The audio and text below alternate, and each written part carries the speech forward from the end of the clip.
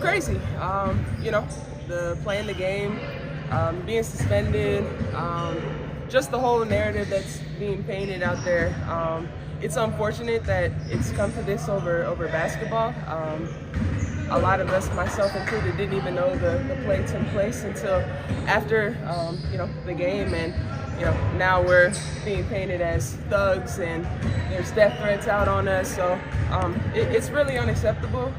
It's something that needs to change in this league, and I'm just really sick and tired of it.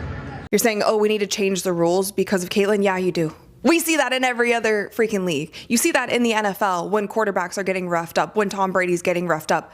Rules literally change. You see that with Michael Jordan.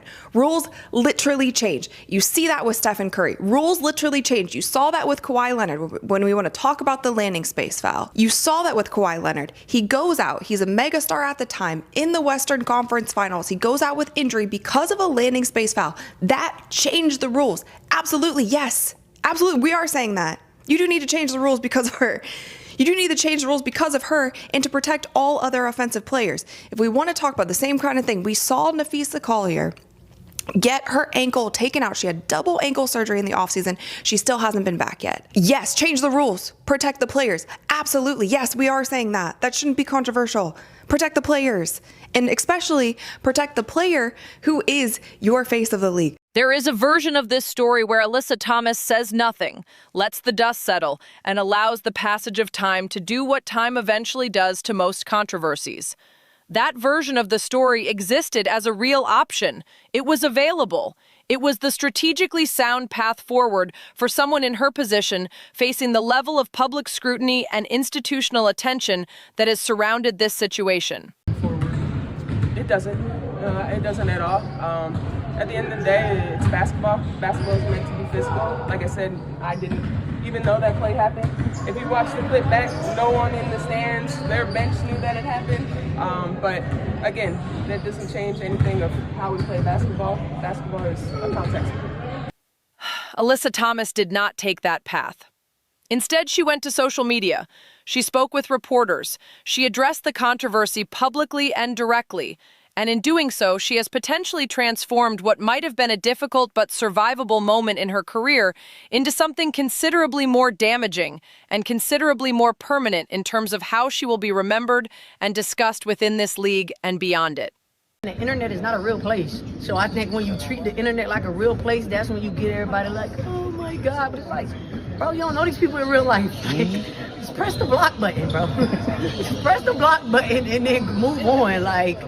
Let us be precise about what she said and why the decision to say it represents such a significant miscalculation. Thomas communicated that she has been receiving death threats in the aftermath of the incident involving Caitlin Clark. She indicated that she and those connected to her are being labeled in ways she finds unjust. She characterized the public reaction to what occurred as blown out of proportion, and she offered what amounted to a claim that the contact directed at Clark was not intentional in the way it has been portrayed. Now, each of those points deserves honest examination, because this is not a situation where sympathy and accountability are mutually exclusive. Death threats directed at anyone are wrong. Full stop. No disagreement there. No reasonable person advocates for that kind of response to a sports incident, regardless of how serious or how visible the original conduct was. That needs to be stated clearly and without qualification. Honestly, I didn't even know I was being suspended until 10 minutes before it was put on social media. We still have yet to hear anything from Kathy. It's no surprise. You can see what's being said on social media, and it's unfortunate, but as usual, she remains silent, and that's unfortunate when our lives are being threatened. Back to the court. How was it just to sit out that game, and what were your thoughts on the fact that they won, even though you were absent? Yeah, we have more than enough talent. Just super proud of how my team continues to fight through all the adversity that we're facing. I'm just super happy to be a part of this franchise and how they've supported me through this whole thing and had my back. It was hard to sit and watch the game, but like I said, just super proud that they were able to ground out a win. Just kind of looking back on the court with where you were before everything that happened, feel like you're taking the same amount of shots from the mid-range that you did last season, which was some of the most you did in your career. What's your relationship with the touch there?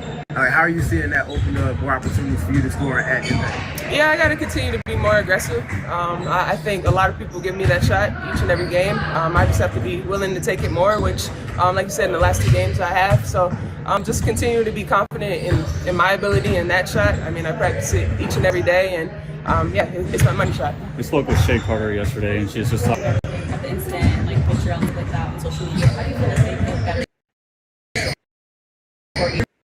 I felt the suspension.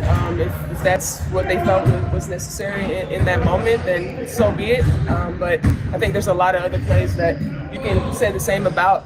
I think the biggest thing is it's just about our safety. We're so concerned about the safety on the court, but time and time again, we're having people threatening our lives, leaking addresses out there, putting crazy pictures that have nothing. But here is where the strategic and ethical analysis becomes important. The decision to lead the public response with personal grievances, with the label being applied to her and those around her, and with the characterization that the reaction is disproportionate, does not address the central documented fact at the heart of this controversy. A player was struck during a professional basketball game. That conduct was serious enough to warrant a suspension from the league itself. The league's own disciplinary action is a confirmation that something wrong occurred. You cannot simultaneously accept a league suspension for conduct and argue publicly that the public reaction to that same conduct is blown out of proportion. Those two positions are in direct logical conflict, and any audience paying attention will notice that conflict immediately. At some point, the league needs to put a stand on it. They came out with no hate speech, but I mean, what is that going to do? At some point, time and time again, players are going through this, and the league remains silent. So I'm sick and tired of it, and it's time for them to step up and have our backs in these instances. You do one more? How do you think it affects your ability to play going forward? It doesn't. It doesn't at all. At the end of the day, it's basketball. Basketball is meant to be physical. Like I said, I didn't even know that play happened. If you watch the clip back, no one in the stands, their bench knew that it happened.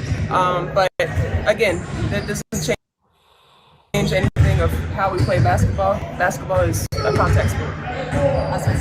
Alyssa, with Noemi, it feels like y'all have like a synergy with 2-player actions. I don't think there's a better person to talk about playmaking than with you, but with her, what are you seeing from her in terms of like the touch and the reads that she's making that's kind of giving y'all another playmaker to add to the ball movement that y'all like? Yeah, I think she's just getting more and more comfortable with playing at this level. I think she surprises us sometimes with what she's able to do.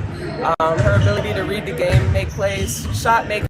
To be as young as she is, I mean, there's so much room for her to grow, and she's just been a great addition to her team, and I'm just super proud of what she's done so far. Thanks, Stacey. Thanks, Alyssa. Thank you. You all are turning the corner, not just in results, but just the way you all are playing. What have you seen that's been working lately? Yeah, I mean, we had a new team, a lot of people that haven't been in the W before, and everyone's just gaining experience, getting more confident, comfortable, and we're really just starting to play the basketball we want to play. What's the last week been like for you? I'm crazy. Playing the game, being suspended, just the whole narrative that's being painted out there. It's unfortunate that it's come to this over basketball. A lot of us, myself included, didn't even know the play took place until after the game, and now we're being painted as thugs, and there's death threats out on us. It's really unacceptable. It's something that needs to change in this league, and I'm just really sick and tired of it. Have you ever experienced something like that before? A couple years ago, when we played Indy in the playoffs, same thing, but not to this extent. Our families are being threatened, kids are being threatened. People are sending racial slurs and all types of stuff, and there's a difference between trolling and there's a difference between hatred, and the hatred that we're experiencing over a play that honestly, it was a complete accident. No one even knew it happened.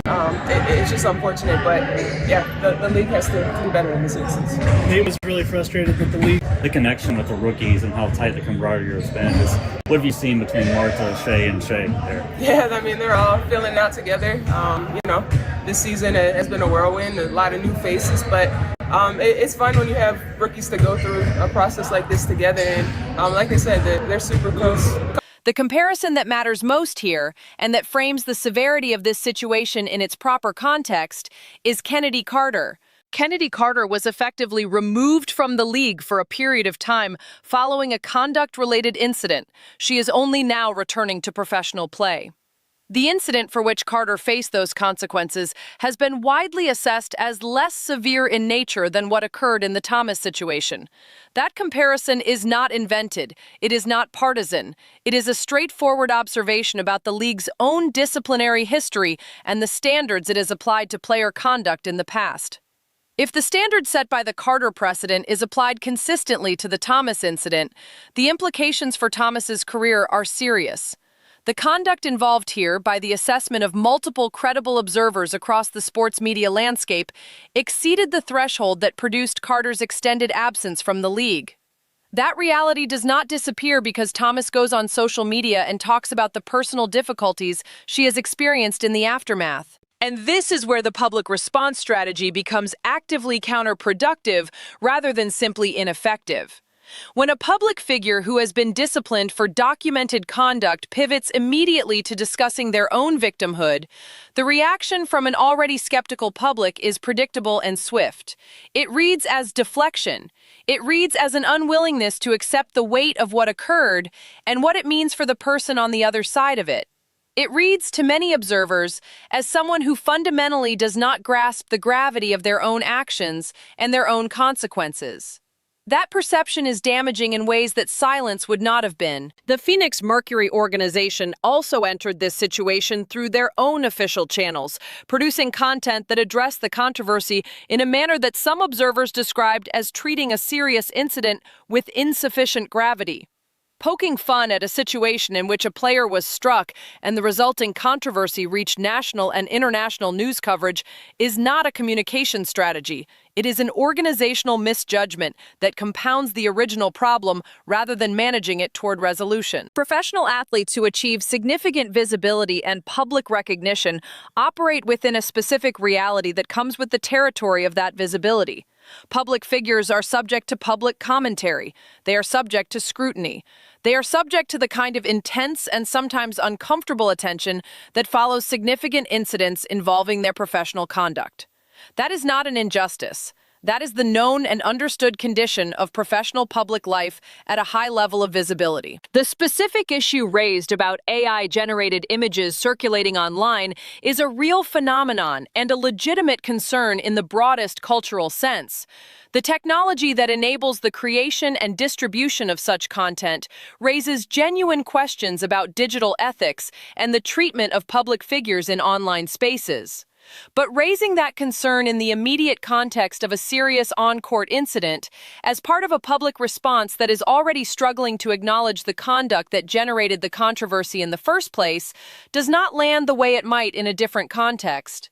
It reads as a pivot away from accountability toward a catalog of personal grievances, and audiences in 2024 are sophisticated enough to recognize that pivot and react to it accordingly. Being a professional athlete, being a public figure at any level of genuine visibility, means accepting that your conduct in professional settings will be observed, documented, discussed, and judged by a public that has a legitimate interest in the standards of the sport they watch and support.